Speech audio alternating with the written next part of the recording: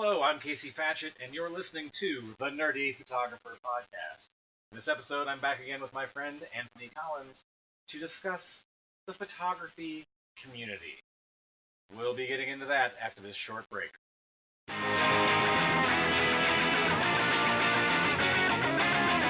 Hey photographers, are you concerned about Adobe discontinuing all the old versions of their apps? Are you tired of paying a subscription every month? Maybe you should check out Luminar. Luminar is a image editing software very similar to Lightroom. Allows you to use presets, libraries, batch edit photos. You can check it out at nerdyphotographer.com/recommends/Luminar. That's nerdyphotographer.com/recommends/Luminar, Luminar. And if you use the discount code NERDYPHOTO, all caps, NERDYPHOTO, NERDYPHOTO, to get $10 off the price. And you might think, oh, $10 off. It's only like $70 to start with. I think it's only like $60 with the $10 off. And like I said, one-time purchase, no monthly subscription fees. So again, head over to nerdyphotographer.com/recommends/Luminar and check it out.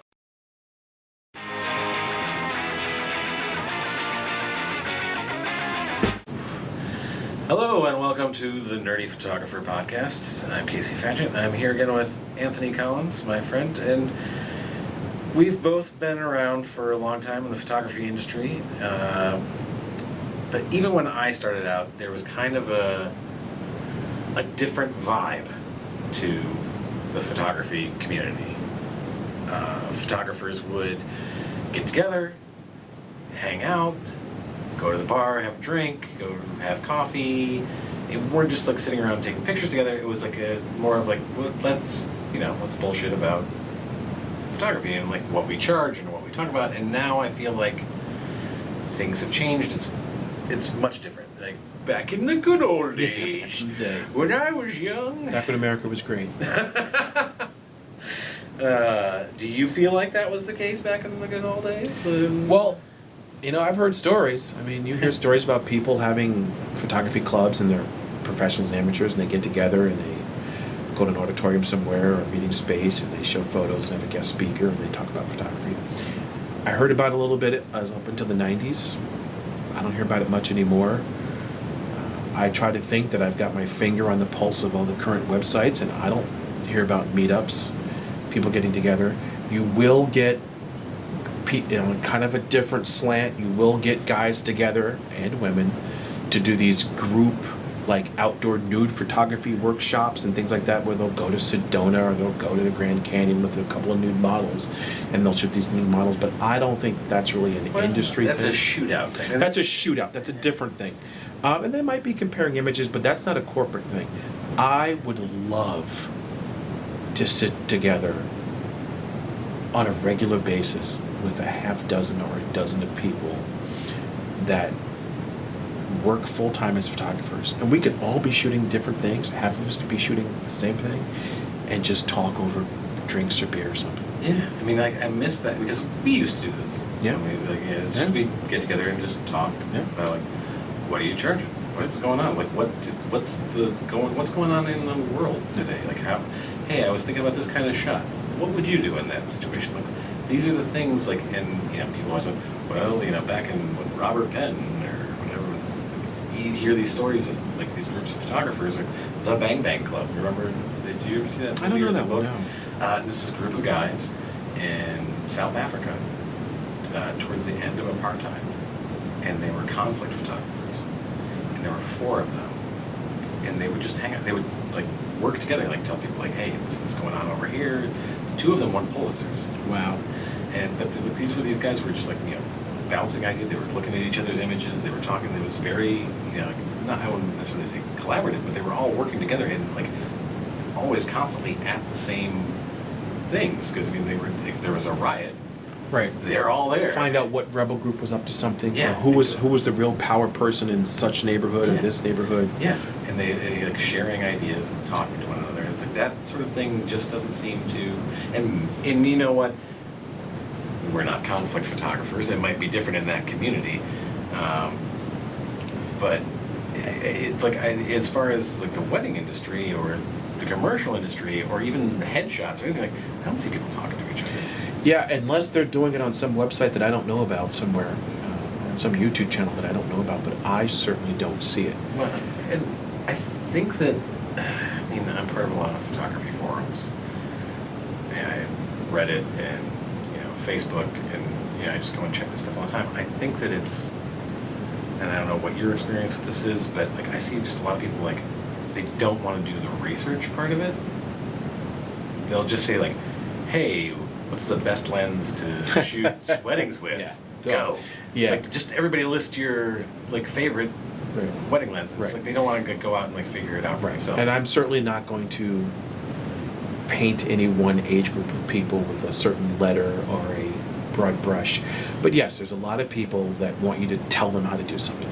Yeah. Hey, I got hired for this gig, now how do I do it? Well, why did you apply for that gig if you didn't know how to do it? If you don't know how to do it. That's a whole other conversation. And I think that was something like, I think going back, like when we started in photography, it was you learned about it and figured it out for yourself before you started getting paid to do it.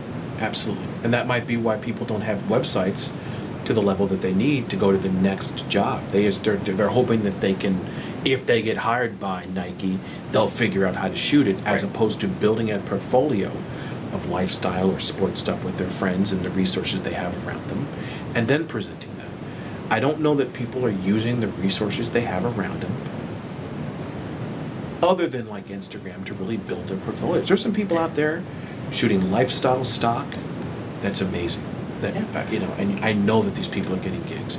I went to a photo exhibit of a black and white photographer a bunch of years ago, and I was like, wow, this guy takes really great black and white aircraft, like a random thing. He took pictures of commercial jets in black and white. He must have lived near an airport or something. Or I mean, like these like close-ups or. Just like almost body like or- almost like bodyscapes of a nude, but bodyscapes of airplanes. Sounds really interesting.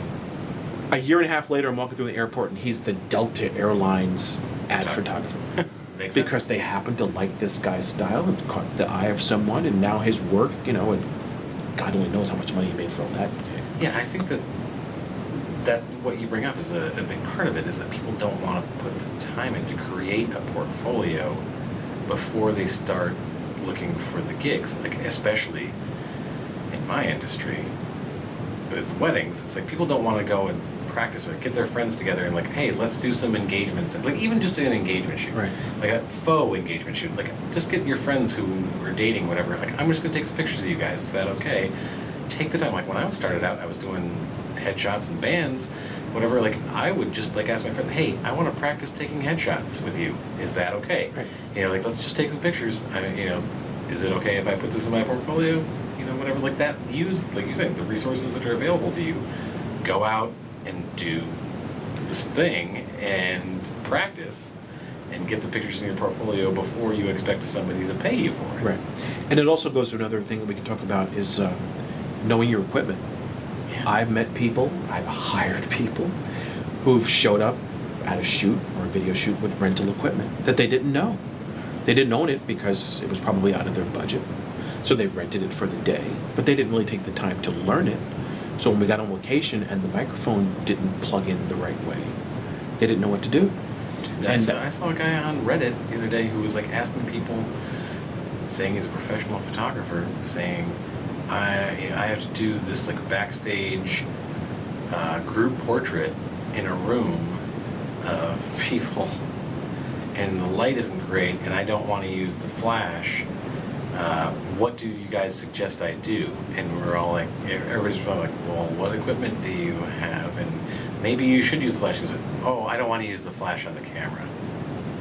Right. And like, okay, so you don't have a speed light or anything. But then, like, people are going, you're going to have to use manual settings. Like, people were getting very basic with him. Right. And his response was, oh, I don't know how to change the settings on the camera. Right. Well, then there's several problems there. First of all, I don't help people like that. I mean, if you want to know what to do with that gig, you should pass it on to me.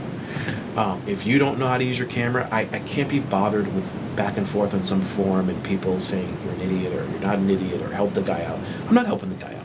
He shouldn't have accepted a gig that he was not capable of doing. And I'm not going to help him. If you want the gig to get done, hand it to me. You know, Yeah, but do you think that, I mean, going back to what we were originally talking about, like, and people working, I mean, not necessarily an apprenticeship, but like working with other photographers, like learning the ropes and like learning how to use the camera, that seems to have disappeared. Like that seems to have, like, people most of the time used to work with another photographer, like you'd second shoot on a wedding, or you'd work in a studio that did portraits. That's what I did, yeah. Yeah, and it's like you did this stuff to kind of learn the ropes before you were doing your own thing, and you learned your equipment, you learned what you were doing before you hung up your shingle Right. to do it for yourself. And I think that there's become, and maybe it's the social media. I think social media it's has a lot sort to of do with it. separated us all, but like people think that the information is out there, and all I have to do is ask people, and somebody's going to tell me. Unfortunately, a lot of times that happens. People feel like they can just ask and someone's going to tell them. Yes, that's lazy. It doesn't cost you a lot of much in the digital age to test and learn your equipment, to build a look. You can even copy a look. You can find someone on Instagram and you go, wow, I really like the way that person's images look. So try to duplicate that. Figure it out. And in your path to figure out what they've done, you might find your own little path and your own little look that you like. There's Picasso loved duplicating what other people did and try to incorporate into his own work. A lot of the greats do that. Yes, but getting back to the point, I would love it if people got together and talked and commiserated and helped each other out. Rising tide lifts all boats. There's a lot of work out there. A lot of wedding photographers get together and find out that half of them are charging way too little. Well, I think that also the problem with not actually getting together is that we isolate ourselves. Yes. And we all feel kind of like we're alone. And there's nobody out there who's going through the same thing that you're going through.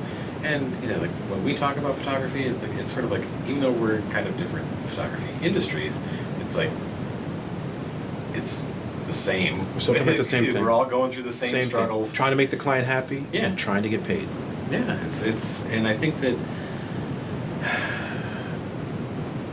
it'd be great to be able to get together. But the unfortunate thing, and this is, again, we live in a pretty packed market.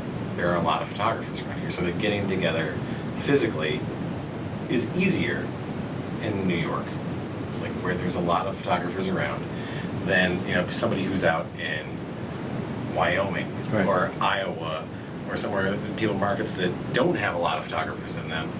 And so social media and the internet is kind of made it easier for them to connect to the wider community of photography. Yes.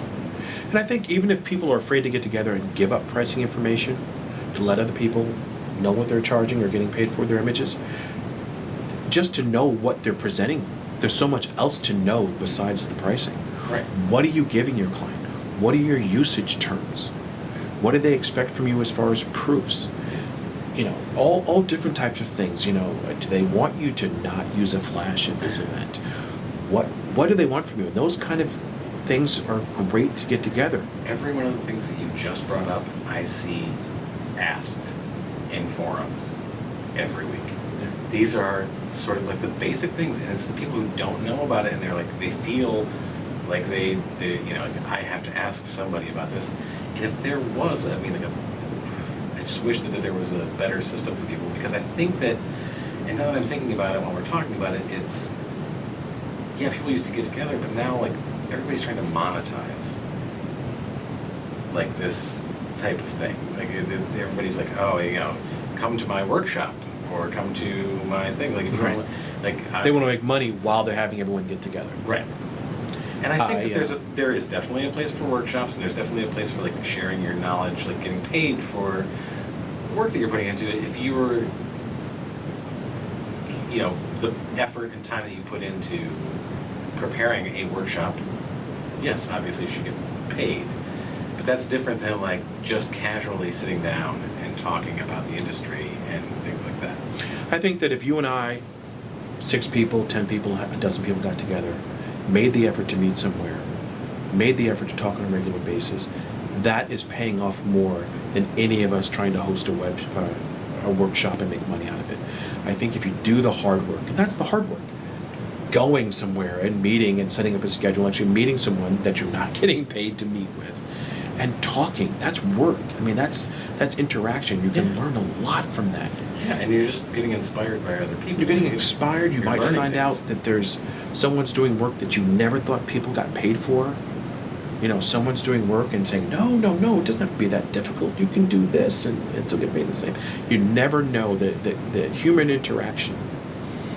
I always think about these forums when I'm online and I see someone ask a question, or I have a critique of something and I don't answer it because A, I don't want to give that information away easily, or B, I don't want to start a whole debate about, yin and yang over some product or something.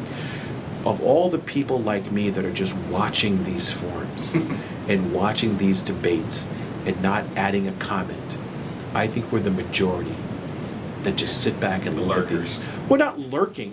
I'm not lurking. I mean, I use F-Stoppers is a website I use a lot. Yeah, I'm familiar. And there will always be a thread and a back and forth about this, that, or the other. And I don't contribute at all most of the time because you're going to get into some back and forth contest with someone. But I think that there's some of us that do have valuable information, something positive to contribute to that, don't necessarily want to give it away that easily. No, you person from whatever generation you're from, I'm not going to give you the answer to this riddle that easy. You're going to have to put some work in. Right, yeah, and that's the thing I think that why I find it, and I did just do that another episode where it's talking about people who's like best camera for shooting weddings, best lens for shooting group portraits, go, and it's just like, no, Right. go figure it out for Right. yourself, because it's not even just like, I think that one of the things I talked about was like, all you're going to get is opinions. Right. When you ask that question, it's like you're not delving into why do you think. Exactly. All It's you're a saying lazy. is- It's a lazy question. Because if you ask 100 photographers, You get 101 answers. Right. I said 99. Yeah. It's You like- get 101 answers. You might have to. It's absurd, and you can't. Well, that kind of stuff goes on all social media. Hey, I want to go to a movie this weekend. What's the best movie? Go. I mean, that's just a ridiculous No, question. the answer is the Meg. Is the what? The Meg. What's the Meg? That's the one about the giant shark with Jason Statham. Where he dives into, it's a 100-foot shark, and Jason Statham dives shirtless into the ocean with a spear gun to take on a 100-foot shark because you know that's going to work. Wow, I missed that trailer. I have to go back and watch that trailer. But again, I don't want to paint any one generation with a broad brush, but people get lazy, and they want that easy feedback, and I'm not going to give it to them. I worked hard for this. If you come to me with an honest question and say, hey, Anthony, I'm stuck between this lens and this lens, or this body and that body, or even this setting and that setting, I will probably give you an honest answer. Yeah, I just think that if you just throw that very vague, I want you to do the work for me Right. question out there, you're not doing yourself any service because you have to figure out what you want to do. Right. And when it comes down to things like cameras, even though you shoot Nikon and I shoot Canon, we get along. And but you make that choice. It's a pretty personal choice. I don't think the cameras are. There's not such a giant. They both take pictures. Photography is a very mature industry, and if you're going to debate someone on the quality of work based on their camera, you're just silly. But I You're think that just the people there is a group of people in our community who just I think that's why because they don't get together and see each other in person, they just want to be right. There's this group of people who just want to be right about They want to be I in the have in crowd. Right. I have the best Right. equipment. I have the best camera Right. for this. I have a 5D Mark IV because it's the coolest thing. I have the Sony A7R3 Right. because it is the best mirrorless camera. And or got whatever. the most 5-star reviews on Yeah. B&H.com. Yeah. And some people feel safety in that, but they really need to get together with pros and talk. Yeah. And that's a great reason for people to get together because A, it can save you a whole lot of money. And you could find out more about gear than You will. what's the yeah. hottest. Then what's the newest toy? We were just having a discussion about things you can do yourself in 5 minutes instead of paying a bunch of money for it. Exactly. Why waste your money? I think we should maybe try to set something up. We should. We should talk about a lot of things. Canon and Nikon is a good start. Yeah, you know, something simple, not arguing about it, but why do people feel superior by the camera that's in their hand is a great debate. Yeah. I'd love to have that conversation. We'll do it next time. I'm very honest. We can do it. I look forward to next time. Let's do some more of these podcasts. Let's do it. All right.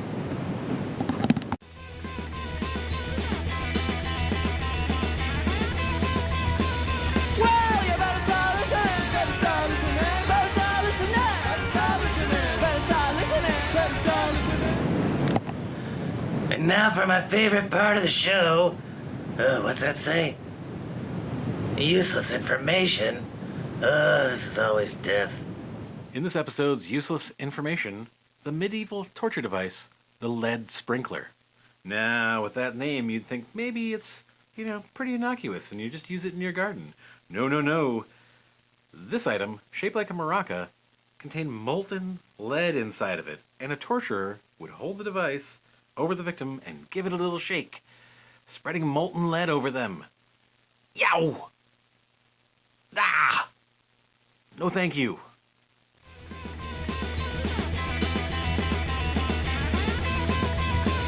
Well, you better start listening, better start listening, better start listening, better start listening, better start listening. Thank you for listening to the Nerdy Photographer Podcast, and thank you to my friend Anthony Collins for coming into the studio to talk about the photography community.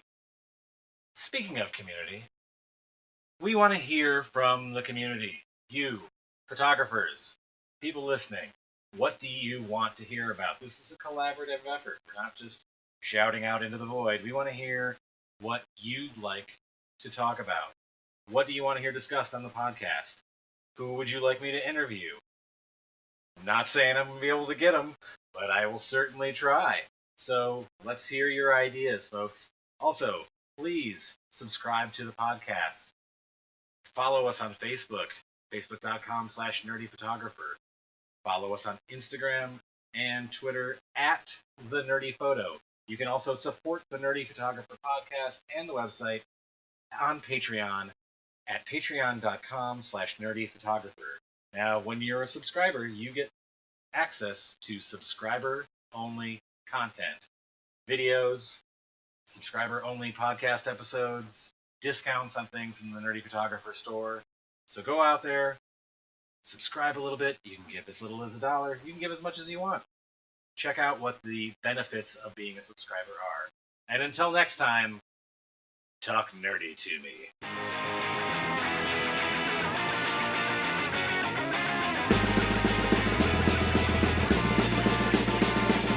Who's that coming back to town? You better start listening. Who's your heart been beating about? You better listen.